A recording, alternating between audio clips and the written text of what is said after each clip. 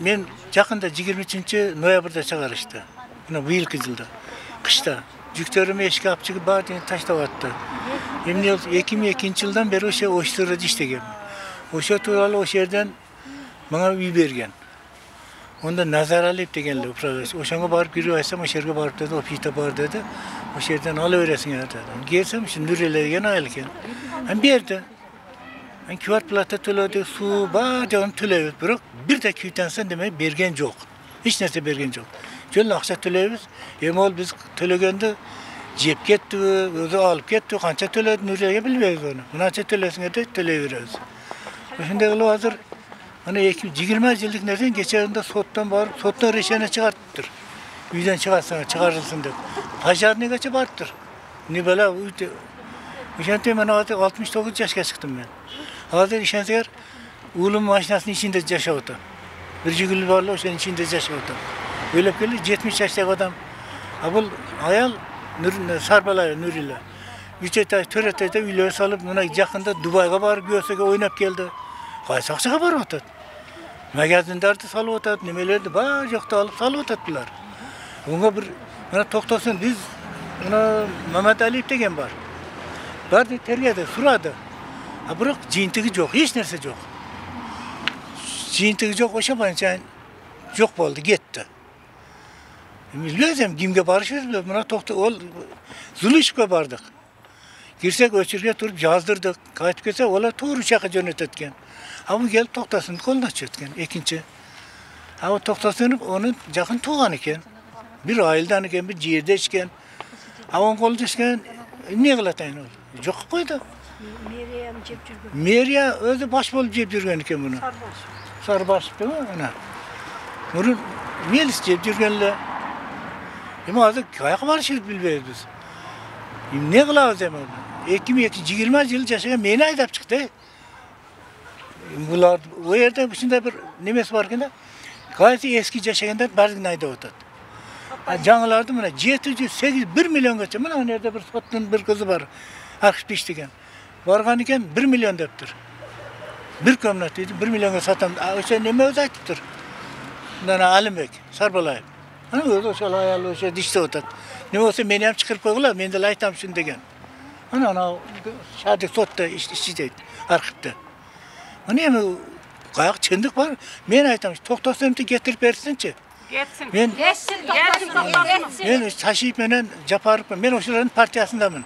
2009 yıldan beri taşıyıptın partiyası, Mekenci Parti benim. Hani 12 yıl oldu partiyasını ötkenime.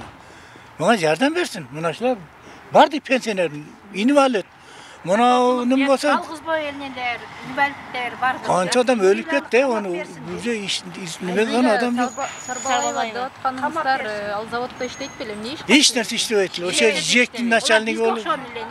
Jektin, özleri çıkılıp olgan. Mamleketten urda algan olmadı. Ektapştan, mamleketten urdağandan keyin mamleket kantı onu neme kıp verdi. Oşandayda, bir taşıyıp jetkirgiler. Talap kılar, toktasınıp geçsin. Toktasınıp geçsin. Geçsin mi naşlara maşın? Geçsin. Özü göstermişti bu Bişkek'e qaraytken boluyor. Buna şarga qaraytken. Bunu ham tekşert dedik. Özlerince padelke takmıyor. Bular utup geletken sottan. Yerdegiler oşanıp kutulup atışat da. Utup gelip utup gelip özlerince padelke takmıyor. Buna biz uttuk. Sizler utuldunlar da özlerince padelke takmıyor. Ben Bişkek'e yetermek de otat da. Ne kılıç biliyoruz hemen. Kayak barışı biliyoruz. Hükümetke versin kaytıp. Hükümet özü alsın kaytar boşanayın. Bizim üllerimizi kaytar versin. Biriyle kömlet, bir 4 kömlet sıragan olacak. 20 yıl ben özüm hoşturda iştegemin, iştep dur olgam onu. Biriden 3'e kamalsın. Üyesi, ayağı, balası. Yardım verirler, taşıyıp, yapar, yardım verirler bizge. Ben bir kem 70'e çıktım. Pensiyoner adamım ben. Sizlerden çalınıp duram, sizlerin partilerden adamım. 12 yıldan beri. Boşların gözüm öl kalsın, güç organları yerde için. ağzımına can gegenderim, hiç nerse kılalı baytat. 3 adam can geldi, oluna hiç nerse gelmedi. Puttasıyla göp olup otattı. Tekşersin. Bişkek'ten. Vardı ki öyle otattılar. Aşağı. Buğa çayında uşul dergen arazıçılıkka çıktыңар belе? Bu çıkmagan yeri doğadı, ettim Bişkek'e bardık, ağı göçe. Kanallarga tartıp. Biz mınol Uricke 6 menen Uricke 4 общежитие боюнча айтайлы. Men misal үчүн 2005 жылы келгенмин. Бул үйдү бизге Орстройдо күйөөм иштеген. 20 жыл иштеп, анан чек берейин дегенде чек алынбай калып, биз аны ушул общежитиядан болсо дагы 4 баласы бар экен деп бизге ошо общежитиядан берген үйдү. Эки колу сынып, ошол Орстройдо иштеп атып, анан колу ооругандан иштей албай калып, командировкадан келип, анан ошол жерден үй берели деп 2 комната үй берген бизге. Ошол 2 комнатада жашап жүрдүк, бирок ошонун квадрат метрине квартплата алып жүргөн бизденчи. Алып жүрүп, анан мен 2005 Россияга кетип калсам, бала чакамды бардыгын айдап чыгып, ал үйдү 2 миллион, 1 миллион канча миңге сатып, балдардын баарын көчөгө айдап чыккан. Азыркы убакта мен күйөөм инвалид, 1-группа, үйүм жок, көчөдө ушинтип жүрөм азыр. Ар жерде квартиранта акча төлөп, квартирага акча төлөп коюп жүрөм. Үйсүз отурамын. Өзүбүз мына ушинтип иштеп, 30 жыл иштеп жүрүп, үйүбүзгө ээ болбостон антип бизди айдап чыккан да.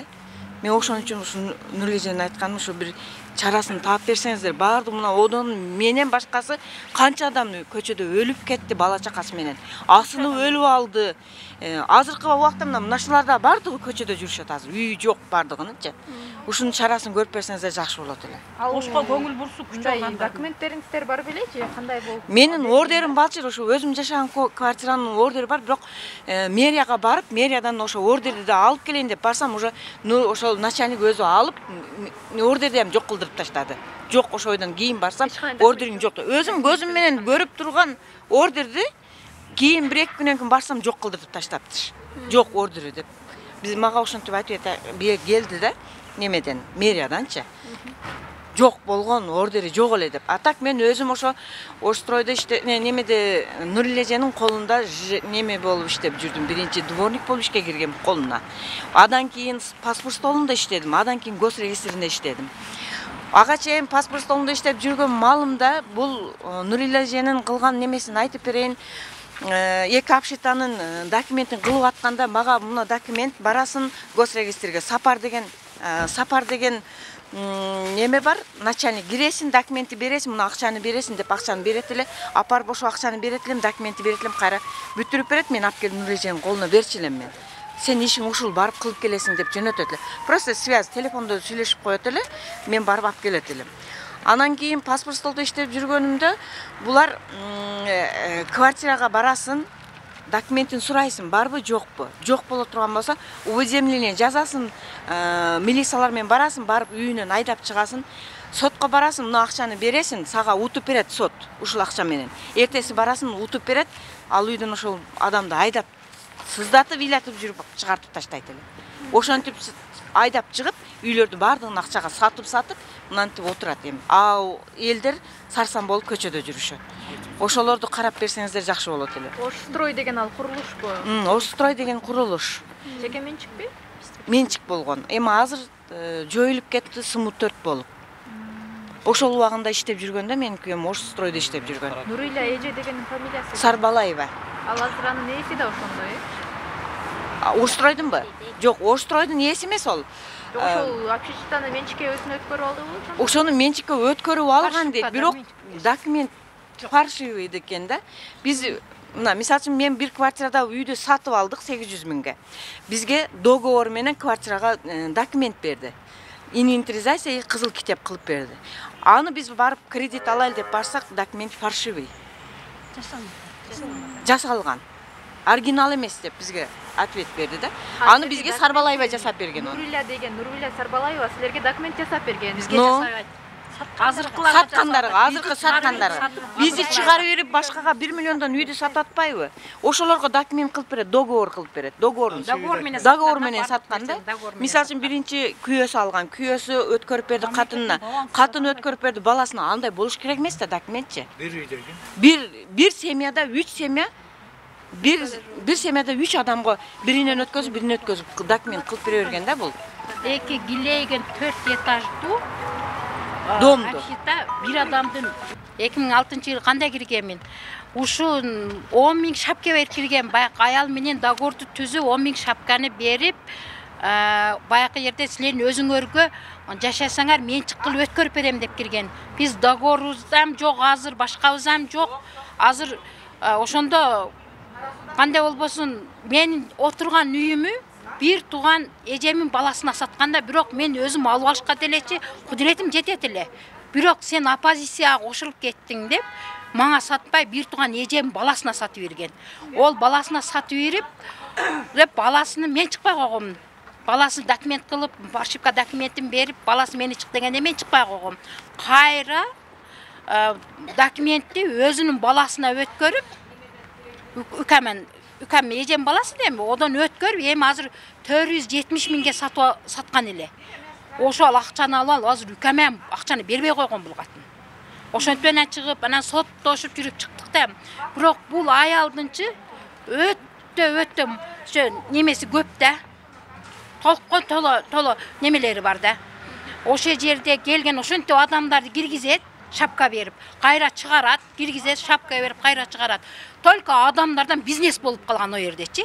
Бизнес канча адамдын Россияга кеткен адамдардынчы эми кичине болсо дагы өзүнүн көрпө төшөк мындай журкандарын коюп кеткендердин бардыгын алып чыгып салат, 1 ай 2 ай боло эле. Алып чыгып скалатка тыгат, скалатта канчасы чычкан жеп, калер жеп, эч нерсе калган эмес. Бул аялга бул өкмөт тарабынан соттордун алы жетпейт экен, эч. Мына прокуратуранын такыралы жетпеди. О жерде бир Данияр деген неме бар, тергөөчү бар. Ол Мамателиев. Ол болсо азалы бир бизди чакырат, калп эле сурап коет, о келгенде ого чечип коет. Ушинтип эле бизди жаман кыйнады. Мына эл бардыгы туратын жерде элчи. Ушунча элдичи мынча кыйнайт. Садыр Жапаров ташип укса биздин үнүбүздү бир уксунчу ушуларчы. Ош шаарын бир карап берсинчи, бирок Ош шаары бардыгы элечи акча үчүн эле иштеп атат буларчы. Өзүнүн немеси эмес, только акча үчүн, өздөрүнүн нәпси үчүн иштеп атат. Эл үчүн иштеген жок булар такыр элечи. Мына жерде бир Токтосунов деген бар, бизди тоскончу. Ошол кетсин, бизди каргашка эч кажети жок. Токтосунов кетсин. Бизге суранабыз. Суранабыз, иши кылып, Садыр Жапаров биздин прокуратураны келип, тергөөгө жүргүзүп берсин ушул жерге келип. Тергесин ушулардын. Нүрүлө Сарбалаеваны бизге камап берсин. Биздин үйү ошол мамлекетке кайтарып берсин ошол үйдө. Мамлекеттен алабыз биз үйдөчү. Биз Нүрүлө Сарбалаеванын колунан албайбыз, мамлекеттен алабыз биз үйдө. Мамлекеттин балансында турат азыр. Ошибка документтин эч немеси жок да. Ушуга эч мына шу жердекилер такыр тоскоол бербей, бардыгынын оозу кызыл калак, канда булардын жеп алган бардыгычы. Ошол менин айткан сөзүмчү. Прокуратурага эмне деп кайрылдыңар эле? Прокуратурага кайрылганыбызга быйыл 7 жыл болуп атат биздин. Бизде мурунда кайрылгандар бар. 20-15 жыл болгондор бар. О жерде 30 жыл жашаган нерселерден чыгып кеткен. 30 жыл жашаган адамдар чыгып кеткен. Мына 30 жыл жашаган, мына 30 жыл жашаган азыр чыгарып коюшту. Каяка барабыз билбейбиз.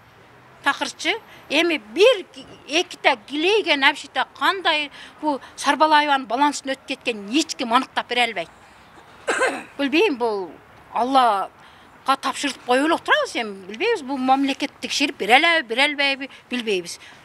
Бул байып кеткен 3 этажда үй салган канча адамдар ошол жерге бар, ошол абшитада жашагандарды эзип иштеткен кул катарычы. Ошол үй бүткөн атканда. Ошондо прокуратура 7 жылдан бери эмне Эч тыйынтак чыкпайт. Ана болот, мына болот, жок. Ошонун эсебине чечип кое берет. Ошону акча да. Алардын эсебине чечимдер чыгып атабы, чыкпай атабы, аны деле билбейбиз чындыгында айткандачы. Эми немебиз бар, адвокатыбыз бар. Эми биз карапайым элбиз да. Биз документти түшүнбөйт экенбиз чындыгын айткандачы. Карапайым элбиз, адвокатыбыз бар. Адвокатыбыз эми мынандай болуп атат, анандай болуп атат деп эле жүрөт ол делечи. Изилдеш керек да, мамлекет. Эми изилдеш керек да, мамлекет маселенде ушул жердеки адамдар, ак иштеген адамдар изилдеп бериш керек да бизге. Аты жөнүңүздү айтып койсоң? Мен Доронова Гүлипам. Мен 96-жылы келгенмин. Кудайберген Камчыбеков начальниктин жардамы менен 97-жылы учетко турганмын. Ошондон бери 2000 жакшы эле жашап жүргөнбүз. Квартплатты убагында, свет убагында төлөгөнбүз. Кийин эле 2004-жылы Нурила Сарбалаева деген келип, бардыгын усиление кылып, сатып алгандарды чыгарып, ызы-чуу кылып, өз билгенин кылып, күчүбүз жетпей калды, сотто жеңебиз, кайтып эле бул акча менен жеңип алат. Сотто жеңебиз, кайтып эле акча менен жеңип алат. Верховный Бишкектерден бери барып жеңдик. Кайтып эле бул билимсиз эле жеңип алат. Документи сотто документин гана Нурила Сарбалаева документиңизди көрсөтүңчү десе үйдө калып калган деп айтат. Кийин ооруп келбей коет. Анан кандай бул соттон жеңип чыгат билбейбиз. Ал өзү айткан: "Мен Кудайдан башкасын бардыгын сатып алганмын. Так что чыгып кеткиле. Бардыгың чыгып кеткиле. 50 жыл соттосоңар мен жеңемин" деп айткан. Айтканы туура болуп атат. Соттор көңүл бурбай атат. Прокуратура көңүл бурбай атат. Жүгүрүп эле эски жашагандардын бардыгын чыгарып бирди. Эми жаңы эч ким тааныбаган адамдарга Абшитаны сатып бирди. Мени 2019 жылы 26 декабрда выселение кылды. Кызымды чыркыратып, боюнда бар эле. Чытыраган чилдеде чыгарып болбойт да өзү. Өз билгенин кылып атат. Эч кимдин күчү жетпеди, өз айтмакчы. Фамилиям Маликова Карамат.